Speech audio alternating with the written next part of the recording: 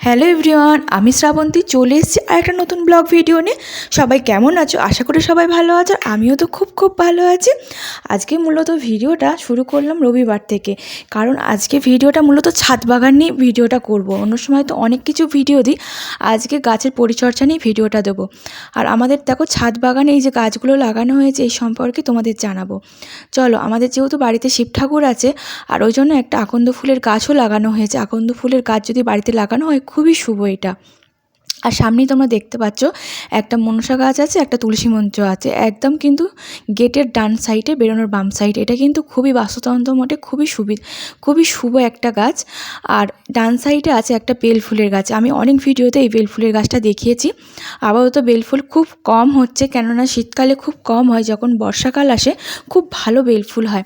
আর যেহেতু বৃষ্টি অনেক দিন হয় না, শীত পড়ে গেছে, ওই জন্য গাছের গোড়াগুলো একদম শুকিয়ে গেছে। সেইগুলো চেষ্টা করছি খুঁচিয়ে গাছের গোড়া থেকে তোমার শুকনো পাতাগুলো ফুলগুলো সরিয়ে গাছগুলো জল দিচ্ছে। আমার হাজব্যান্ড বিকালবেলা করে জল দেয়। আমি যদি সকালবেলা স্নান টান কমপ্লিট করেছি, ঠাকুর পূজা করব, তার জন্য আমি ঠাকুর ঘরের বালতিটা নিয়ে গাছগুলো সব জল দিচ্ছি। আজকে রান্নাবান্না একটু বেলাতে করব, এখনও বাজার আসেনি, ভাবলাম চলো তোমার সঙ্গে এইগুলো একটু শেয়ার করে নিই। আর এই যে ছোটো ছোটো টবে যে গাছগুলো লাগানো হয়েছে এইগুলো হচ্ছে তোমার ঘাস ফুল। এগুলো বিভিন্ন কালারিং ফুল হয় আর খুব সুন্দর ফুলগুলো হয়, এত ভালো লাগে, কোনো কাজে লাগে না, বাট কিন্তু শোভা দেয় গাছগুলো।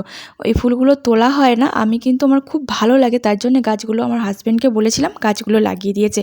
এত অপূর্ব কালারিং ফুলগুলো হয়। আর আমি ঠাকুর ঘরে চলে এসেছি। ঠাকুরঘরটা প্রথমে মুছে নিচ্ছি।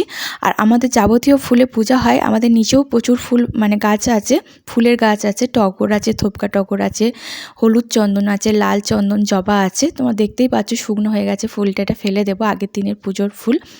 আর টগর ফুল তো আছে, পুরো অনেক বড় একটা টগর ফুলের গাছ আছে, নীলকণ্ঠ ফুলের গাছ আছে, ওপর নিচ করে আমাদের এতটাই ফুল ওঠে যে আমাদের ফুল কিনতে লাগে না। কলকাতা শহরের বুকে থেকেও কিন্তু আমাদের এতগুলো ফুলের গাছ, নিচে কিন্তু আমাদের বলতে গেলে খুবই কম জায়গা, তার মধ্যেই কিন্তু সুন্দরভাবে ফুলের গাছ লাগানো হয়েছে আমাদের।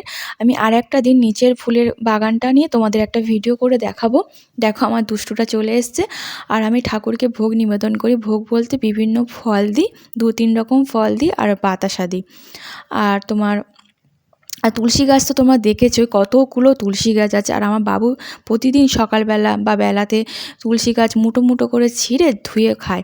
ও বাচ্চারা যেমন তুলসী পাতা খেতে চায় না, আমার বাবুকে বলতে হয় না, ও নিজেও খায়, আমাকেও দেয়। আর পাপা তো খায়, ভীষণ পরিমাণে ও তুলসী পাতা খায়, ওই জন্য জ্বর সর্দি কাশিটা ঠাকুরের কৃপায় একটু কমই হয় ওর। আর আমাদের বাড়িতে শিব ঠাকুর আছে। শিব ঠাকুরের প্রতিদিনই বলতে গেলে দুধ গঙ্গা জল দিয়ে স্নান করানো হয় আর ঘি মাখিয়ে স্নান করানো, এটা প্রতিদিনের কাজ আমার। পুজো করা মানেই কিন্তু শিব ঠাকুর স্নান করানো, ঠাকুরকে ভোগ দেওয়া, এটা আমার নিয়মিত কাজ। যখন আমার অসুবিধা হয়, আমি যখন পারি না, তখন আমার হাজব্যান্ড করে, আমার শাশুড়ি মা আছে, শাশুড়ি মা করে, সবাই করে পূজা। যখন বাড়ি থাকি না তখন শাশুড়ি মা করে। এটা নিয়মিত আমাদের নিত্য পুজো বলতে পারো তোমরা, বাড়িতেই করা হয় এটা। আর তার জন্য আমাদের এমনি নীলকণ্ঠ দেওয়া হয়, টগর ফুল দেওয়া হয়, বেল ফুল শিব ঠাকুরের জন্য। আর আমাদের আকন্দ ফুলের গাছ লাগানো হয়েছে, এটা খুব একটা বাস্তুর খুব ভালো একটা, ওই ঠাকুরের শিব ঠাকুরের পুজোর জন্য তো খুবই ভালো।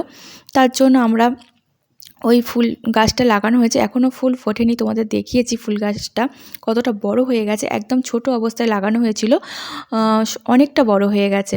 তো চলো ঠাকুর পূজাটা দিয়ে দিচ্ছি, তারপর তোমার সাথে কথা বলছি। চলো।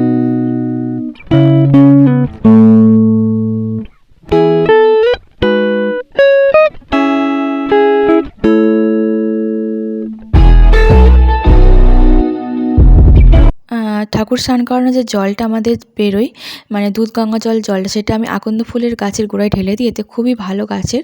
আর রবিবার যেহেতু চারিদিকে পরিষ্কার করানো হয়েছে আর শীতের পোশাকগুলো বার করা হয়েছে, সেগুলো এখনও গোছানো হয়নি, রুমটা পুরো এলোমেলো হয়ে আছে। সারাদিন কাজ করেও কাজ শেষ হচ্ছে না। রবিবার ভীষণভাবে চাপ যাচ্ছে আজকের দিনটা আমার। আর শীতকাল যেহেতু সব কিছু বের করতে হচ্ছে, সব এলোমেলো হয়ে আছে, সব কিছু গুছিয়ে উঠবো বিকালের মধ্যেই। আর একটা তেল রোদে দিয়েছিলাম, সেটাই তোমার সঙ্গে দেখালাম। চলো, ভিডিওটা কেমন লাগলো অবশ্যই জানাবে।